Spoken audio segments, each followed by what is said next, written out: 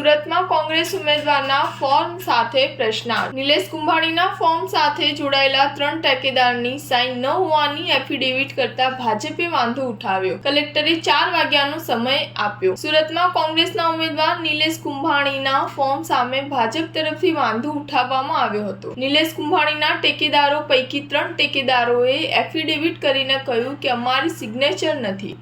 ભાજપ ઉમેદવારના ચૂંટણી એજન્ટ દિનેશ જોધાણીએ વાંધો ઉઠાવ્યો હતો। આથી નિલેશ કુંભાણીના ફોર્મ સામે પ્રશ્નાર્થ ઉઠ્યો છે। જો કે કલેક્ટરે નિલેશ કુંભાણીને આજે સાંજના 4 વાગ્યા સુધીનો સમય આપ્યો છે। ટેકેદારો ફરી ગયા હોવાની વાત સામે આવી રહી છે।